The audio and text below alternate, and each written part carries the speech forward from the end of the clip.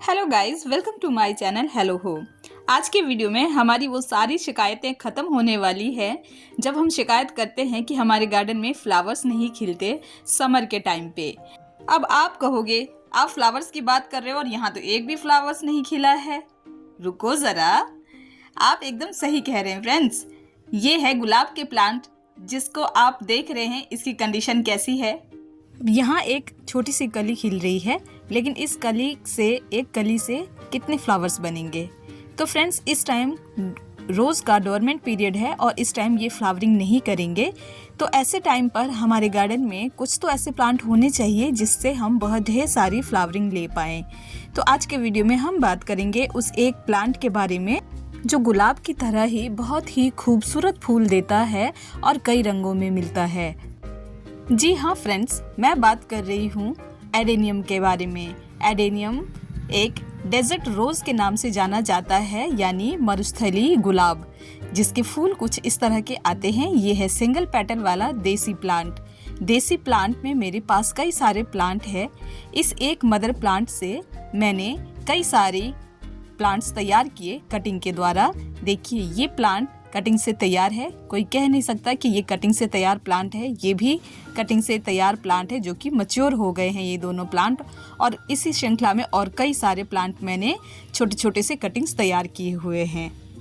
But क्योंकि अब एक ही तरह के फ्लावर प्लांट मेरे गार्डन में है, तो मैंने कुछ नए फ्लावर प्लांट को ऐड किया है अपने गार्डन में। आज सभी को उससे इंट्रोड्यूस करवाऊंगी और आप सबको बताऊंगी कि वो प्लांट कौन सा है। देखिए, ये है वो प्लांट। ये भी एडेनियम प्लांट है, लेकिन ये है एडेनियम अरेबिकम प्लांट। इसे अरेबिकम के नाम से जाना जाता है और ये कॉम्पैक्ट वैरायटी है अरेबिकम की, जिसका तना जो है वो बहुत ही खूबसूरत होता है।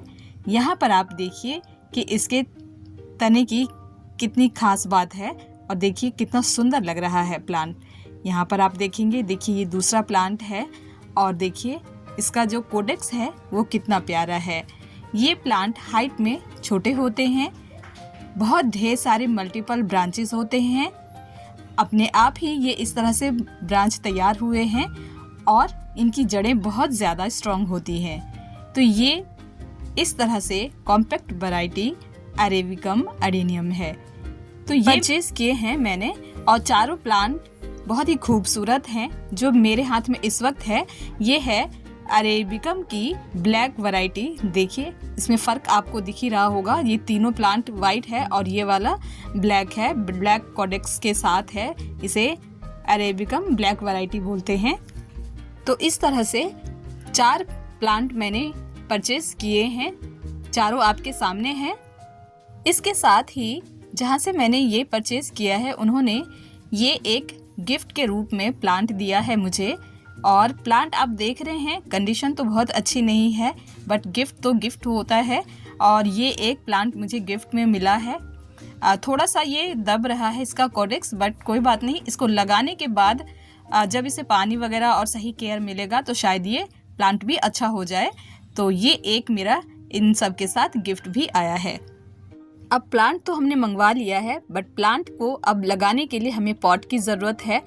पॉट मैंने इस तरह के चुने हैं। 2 मिट्टी के पॉट हैं और 2 प्लास्टिक के, जिसमें एक ये DIY पॉट है जो घर के किसी वेस्ट से निकला है और एक नर्सरी पॉट है और एक ये छोटा वाला पॉट प्लांट लगाने के लिए छोटा सा ये नर्सरी पॉट है। तो इस तरह से 5 पॉट मैंने तैयार कर लिए हैं इन प्लांट्स के लिए और सभी को मैंने उनके साइज़ के अकॉर्डिंग पॉट को चुना है कि जिस तरीके से इसमें ये एडजस्ट हो जाए। तो देखिए, इस तरह से सभी को मैंने पॉट में रख कर भी देख लिया है। सभी प्लांट अपने अपने पॉट के अकॉर्डिंग एकदम सही से बैठ गए हैं। अब इन्हें लगाने की बारी है। तो पॉट सिलेक्शन के बाद अब बात आती है कि हम इस प्लांट को कैसा सॉइल दें। तो इसके लिए बहुत ही खास सॉइल तैयार करना पड़ता है। जैसे हम अन्य प्लांट के लिए सॉइल तैयार करते समय इन कंकड़ पत्थर को हटा देते हैं, बट इस प्लांट के लिए जब हम सॉइल तैयार करते हैं तो इसमें जितना ज़्यादा कंकड़ पत्थर हो उतना ही अच्छा होता है। तो जैसे आप यहाँ देख रहे हैं, ये है बजरी और ये ब्लैक वाले इसमें है सिंडर। बहुत सारी बजरी है, कुछ छोटे छोटे से पत्थर हैं, ईंट का चूरा है, या फिर आप समझ सकते हैं दिए वगैरह जो टुकड़े होते हैं वो हैं। सारी इस तरह की मटेरियल जो है वो इसमें मिक्स है। तो ये जो मेरा सॉइल है ये मैंने जब पहले अपने एडेनियम को लगाया था उसमें से बचा हुआ सॉइल है। तो इसमें बहुत कुछ ऐड ऑन पहले से ही है, रेत ऐड है पहले से ही, यानी कि एक परफेक्ट सॉइल ये पहले से ही तैयार है। और इस परफेक्ट सॉइल को मैंने एक हिस्सा ले लिया है। इस नर्सरी पॉट को मैंने लिया है ताकि आप समझ सकें कि कितनी क्वांटिटी किस चीज़ की होनी चाहिए हमारे इस सॉइल को प्रिपेयर करने के लिए। तो ये हमने ले लिया तैयार सॉइल, एक कंटेनर, एक नर्सरी पॉट। और अब हम लेंगे नॉर्मल गार्डन सॉइल जिसमें कोई भी बजरी और कुछ भी मिक्स नहीं है, एकदम नॉर्मल गार्डन सॉइल है, वो एक हिस्सा लेंगे। मिट्टी में इसलिए ले रही हूँ क्योंकि गर्मियों का समय है तो हमारे प्लांट में नमी रखने के लिए मिट्टी की भी ज़रूरत पड़ेगी। आप इसकी जगह कोकोपीट ले सकते हैं। मैं कोकोपीट यूज़ नहीं करती हूँ ज़्यादा, क्योंकि कोकोपीट बहुत जल्दी ख़राब हो जाता है और प्लांट में फंगस का कारण बनता है। इसके साथ साथ मैं एक पॉट ले रही हूँ इस तरह से सिंडर का। ये छोटे छोटे से सिंडर्स हैं, बहुत बड़े वाले सिंडर नहीं है, छोटे वाले सिंडर्स हैं। और इसका एक हिस्सा मैं ले रही हूँ, यानी कि आप समझ गए, एक हिस्सा हमने लिया सिंडर, एक हिस्सा हमने लिया नॉर्मल गार्डन सॉइल और एक हिस्सा है जो हमारे सॉइल में बहुत कुछ मिक्स है। अब मैं ले रही हूँ इसी नर्सरी पॉट से आधा पॉट इस तरह से धान की भूसी। धान की भूसी प्लांट के अंदर नमी को बनाए रखेगा, साथ ही ये फर्टिलाइज़र का भी काम करेगा। जब ये धीरे धीरे इसके अंदर अपने आप गलना शुरू करेगा और कंपोस्ट में तैयार हो जाएगा। और साथ ही साथ इससे प्लांट के अंदर एरिएशन बढ़िया बना रहेगा, क्योंकि ये मिट्टी को या किसी भी चीज़ को आपस में चिपकने नहीं देगा और एरिएशन को बनाए रखेगा। अब इसमें ऐड कर रही हूँ मैं फर्टिलाइज़र, प्लांट को पोषण देने के लिए, जिससे उसे ताकत मिल सके और वो फ्लावरिंग कर पाए। तो फर्टिलाइज़र के रूप में मैंने लिया है लीफ कंपोस्ट, जो मैं अपने गार्डन में ही तैयार करती हूँ और इसे छान कर मैंने इकट्ठा किया है। लीफ कंपोस्ट जिसमें मोटा मोटा कचरा वाला हिस्सा मैंने निकाल दिया है और ये छना हुआ हिस्सा है। देखिए बहुत ही बेस्ट ये हमारा कंपोस्ट तैयार हो रखा है। आप इसकी जगह वर्मी कंपोस्ट यूज़ कर सकते हैं, वो भी बहुत बेस्ट है। तो इस तरह से मैंने ये कंपोस्ट ले लिया है। और इस तरह से अगर कोई इसमें कचरा वगैरह है या बड़े पत्ते वगैरह है वो सब हटा लें, साफ़ रखें अपने सॉइल को तैयार करते समय। तो इस तरह से एक हिस्सा लिया है हमने फर्टिलाइज़र का। अब इसमें हम मिलाएंगे नीम खली। 5 प्लांट के हिसाब से 5 बड़े चम्मच नीम खली मैंने ले लिया है। और ये है एप्सम सॉल्ट। एप्सम सॉल्ट भी मैं इसमें 4 चम्मच मैंने मिलाया है, 4 छोटे चम्मच हैं ये। और ये देखिए लगभग 1 चम्मच के हिसाब से मैंने ये कैल्शियम नाइट्रेट लिया है, प्लांट को कैल्शियम देने के लिए, ताकि हमारा प्लांट जो है ये कैल्शियम पाकर अच्छे से डेवलप हो पाए, अच्छे से उसकी स्ट्रेंथ बन पाए। तो इस तरह से ये सारी चीज़ें लेने के बाद हम इसमें और एक चीज़ ऐड करेंगे और वो है हमारा साफ फंगीसाइड मिलाएंगे। ये फंगीसाइड मिलाने से प्लांट में कोई भी फंगस का चांस नहीं रहेगा। एडेनियम प्लांट में फंगस बहुत जल्दी लगता है। तो जब भी आप सॉइल तैयार करें, चाहे सॉइल में जो चीज़ें मैंने बताई वो सब चीज़ ना हो, कोई एक आध चीज़ छूट भी जाए, लेकिन फंगीसाइड नहीं छूटना चाहिए। फंगीसाइड आपने ज़रूर से मिक्स करना है, चाहे वो आप साफ़ का मिक्स करें, चाहे किसी और ही कंपनी का मिक्स करें।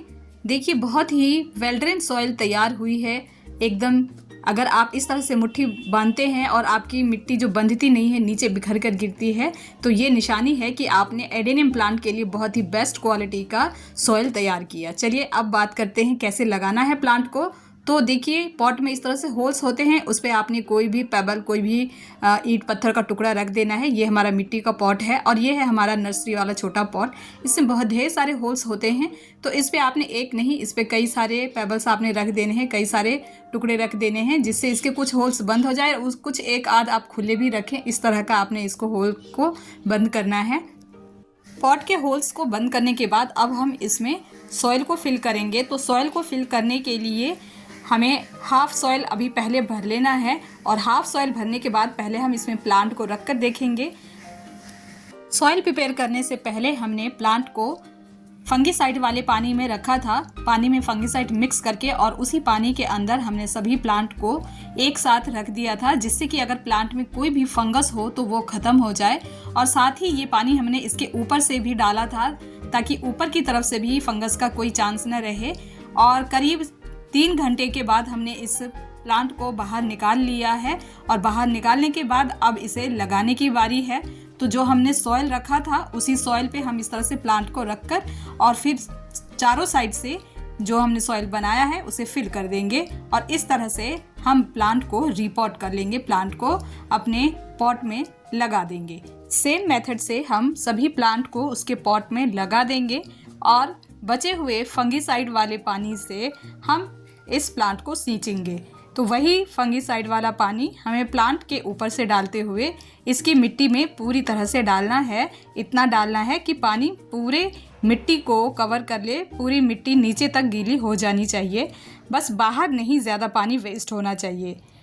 क्योंकि हमारी मिट्टी बहुत अच्छी बनी है तो पानी डालते ही एकदम से पानी नीचे तक ड्रेन आउट हो जा रहा है, यानी कि पानी पॉट में ठहर नहीं रहा है और यही हमारे एडेनियम प्लांट के लिए सही है। इस तरीके से इस वक्त समर के टाइम पे आप अभी अपने गार्डन में नए से नए एडेनियम प्लांट को ऐड कर सकते हैं, जो आगे चलकर बहुत ढेर सारी फ्लावरिंग करेंगे। और मैं इस प्लांट पे आपको दिखाती हूँ कि किस तरह के फ्लावर्स आते हैं। कुछ इस तरह के फ्लावर्स आएंगे जब ये प्लांट अच्छे से सेट हो जाएंगे और फ्लावरिंग करेंगे तो बहुत ही खूबसूरत लगेंगे। आई होप ये एडेनियम से संबंधित वीडियो आपको पसंद आया होगा। वीडियो पसंद आया हो तो वीडियो को लाइक एंड शेयर करें। मेरी ये शॉपिंग पसंद आई हो तो मेरे वीडियो को लाइक एंड शेयर करें। साथ ही साथ मेरे चैनल को सब्सक्राइब कर लें विद बेल नोटिफिकेशन, ताकि आगे आने वाली सभी वीडियो आपको सही समय पर मिल सके। वीडियो को एंड तक देखने के लिए थैंक यू फ्रेंड्स।